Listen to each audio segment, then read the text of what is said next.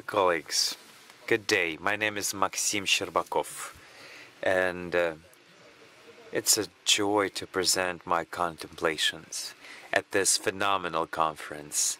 I think it's an international event, and I am happy to be representing the city of Volgograd, and specifically Volgograd State University.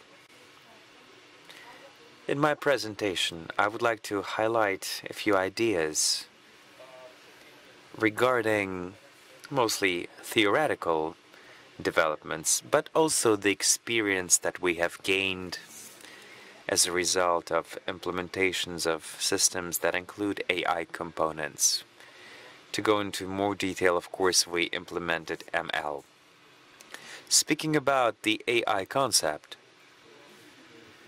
it's important to highlight that there could be two main branches highlighted. First of all, something that we called potent AI, when they try to teach machines to act and think like human beings. That is creativity, that is certain specifics regarding synthesis and data analysis.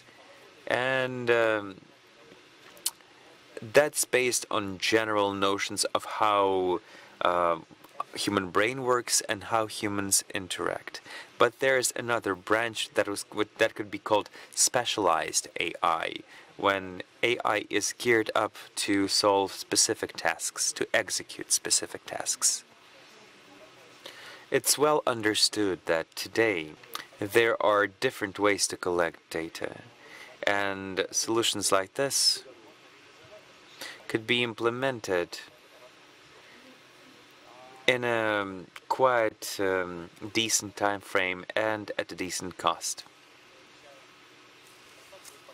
My entire presentation will be based on this notion of decision-making. If we look at the classical decision-making approach, it is possible to highlight that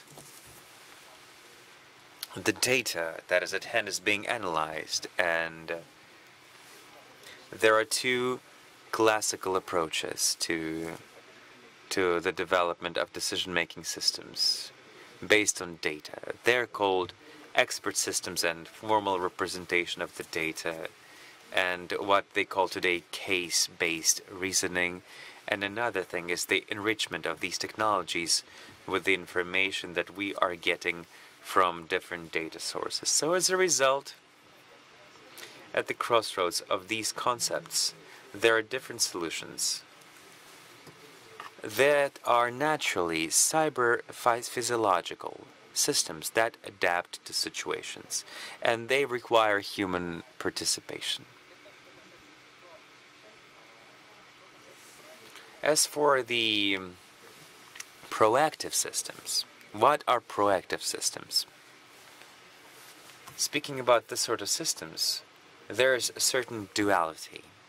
Proactive systems, on the one hand, are the systems that can replace human beings. So therefore, we replace the job of humans with our system. We substitute human function with an algorithm or a machine. But this substitution is happening so that the human is just moving to elevated to a different level of management, the supervising level of management. So the human does not really manage the object, but the agent that manages the object. Also, this is a predictive approach. The model is able to identify potential events that might happen later. And mostly the idea here is to look for certain negative events. So proactiveness of the system is also expressed through proactive analytics, predictive analytics. But these concepts, it's not either or, they complete one another. As for proactive systems in proactive analytics, it is important to understand the wide range of problems that it can solve. But some problems would need a better approach in the future. First of all, These systems can do certain descriptive analytics, understanding what happened. Having analyzed information about the object, it is possible to make a decision on what has happened. Next, diagnostics, why that happened. And in this particular case, we apply ML approaches because we're not fully aware of the logics of the systems, or we know some borderline traits of this logics. We see the input and output, and we actually do structural parametric optimization. Next, speaking about the explanation of what happened, that is descriptive analytics. That is an explanation of what should be done in order to achieve a particular result.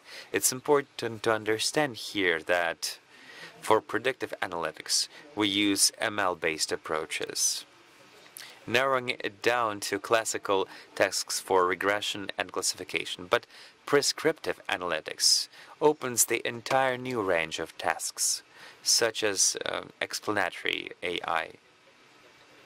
It's not about answering a question, it's also about explaining why a machine gave a particular answer to that question. Therefore, we come up with new requirements to AI. Those requirements are mostly tied to the need of explanation. It's important also to understand that certain companies have different levels of development. I mean, digital maturity, the skills and the ability to collect data to build these sorts of systems.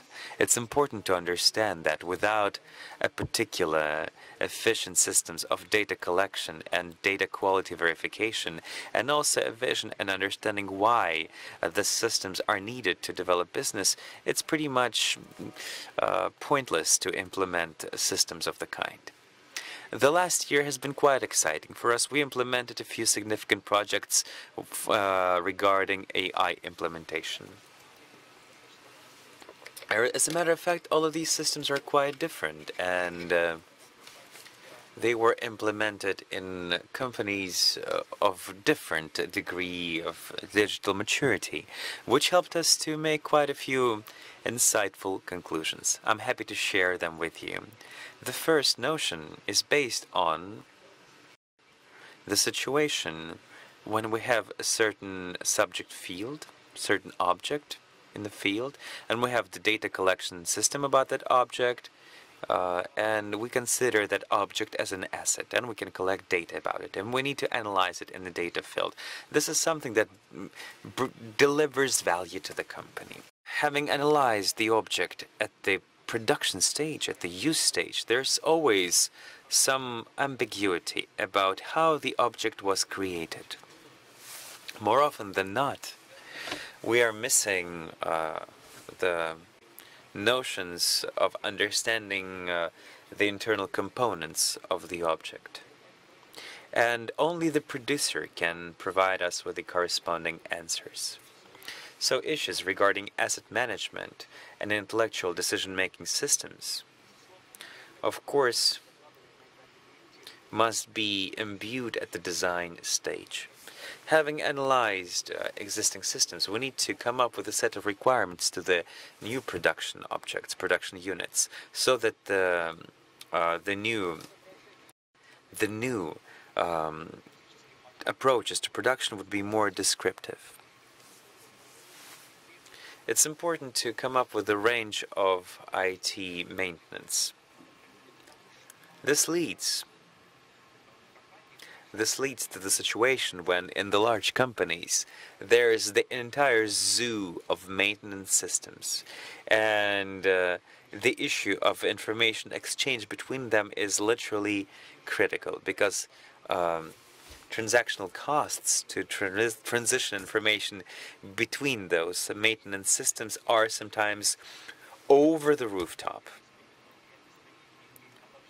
So that leads us to the need of having a more generalized informational model. Many have been thinking about it, and indeed, we see that these sorts of solutions are getting better and better, and they're becoming specialized for different industries.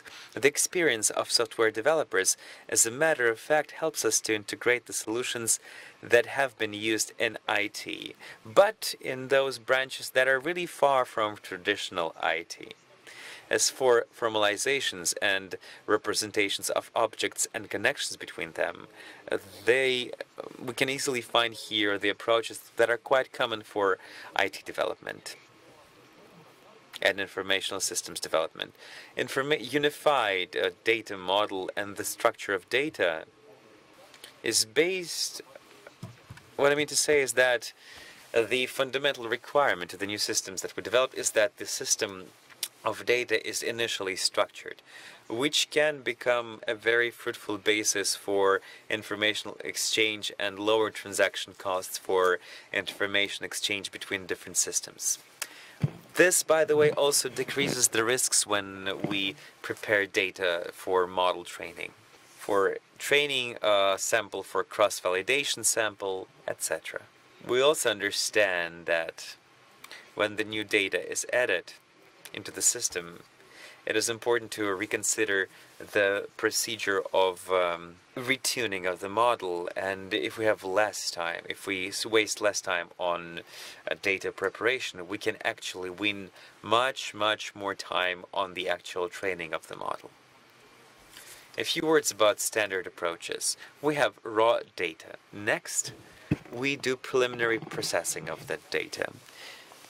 Refinement. We need to do data mapping and build data sets that will be used for training. However, there is an important point here. Unless we influence on the mechanics of how these data sets are generated, unless we do not impose additional quality requirements to those data, we will always be late. We understand that the system is changing. The world is much more complex than our vision of the world, and unless we care about the hygiene of data sources, we will always be facing certain risks and literally danger. So, the question is whether it's feasible to integrate SLA not only for service but also for quality. If we formalize this, how can we change formalization of business processes, including business processes that include formalized descriptions for decision-making support? And also, we're moving from certain documentary model to a different sort of model. The next type of model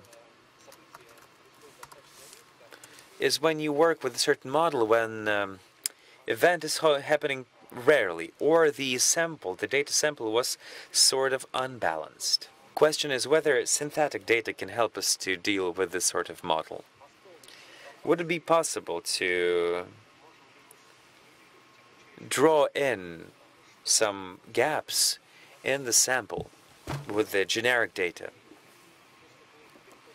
Another observation, say we transform to graphic representation of the data.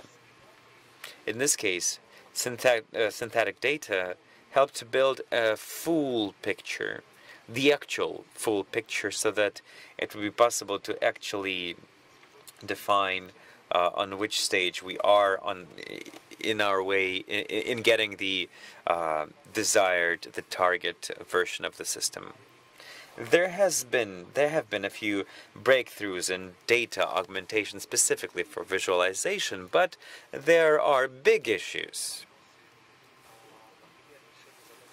connected to predictive analytics. Here, in this case,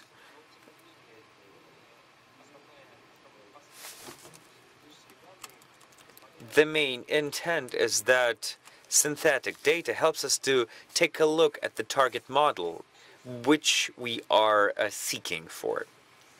So, next notion is connected to more holistic representation of information systems.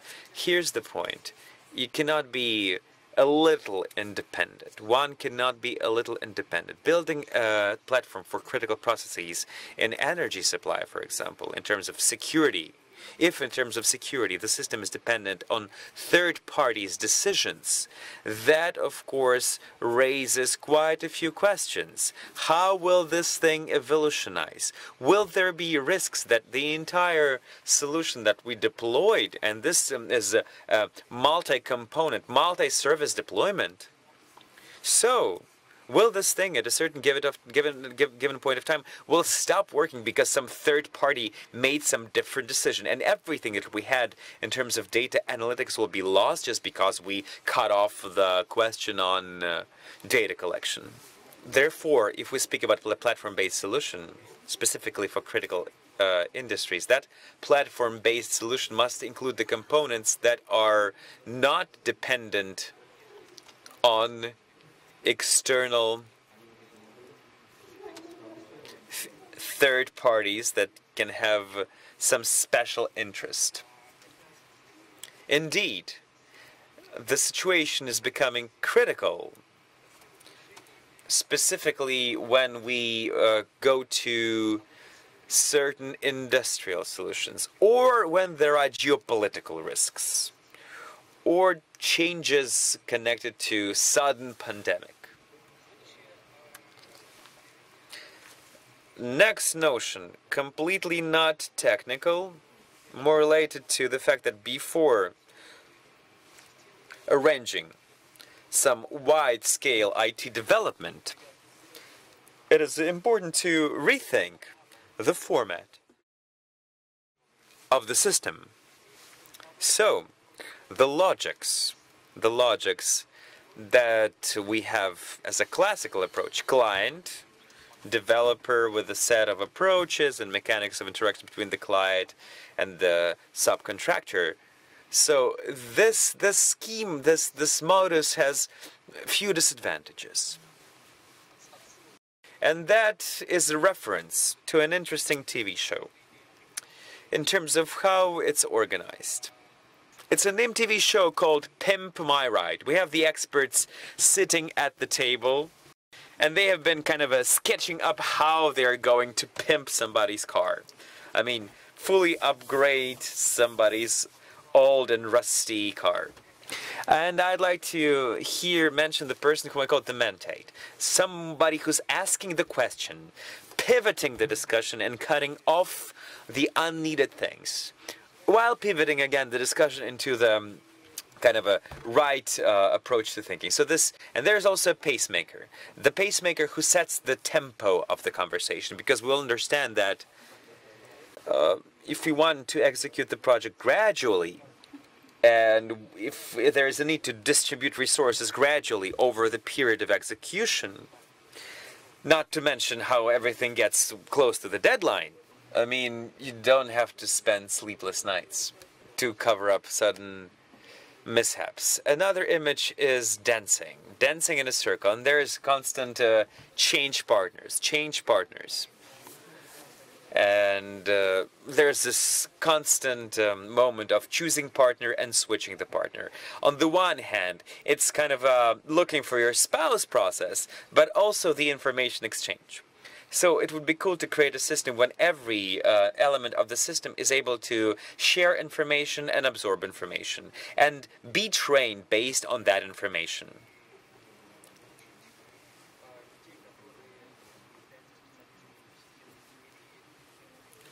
So it's important to teach engineers about the subject-based approaches. We are all now obviously in this sort of intermediary stage. It's impossible to just leap into certain intellectual systems, because there are so many issues about how you build, how you apply, and of course another notion is trust. And the lack of it is an inhibiting factor for the most complex and useful systems and things. If there is a lack of trust between people and teams, between levels and layers, there's no way to speak about AI-based, there's no way that public would trust AI-based systems. So the trust should be not only outside, the trust should be within. If you have questions, I'd be gladly answering them. It's been a joy to present for you. Thank you. Maxim, many thanks. We are getting shorter on time, so we'll keep on talking to your colleagues from the Technical University of Volgograd. Thank you for the inspiring presentation. All the best. Thank you.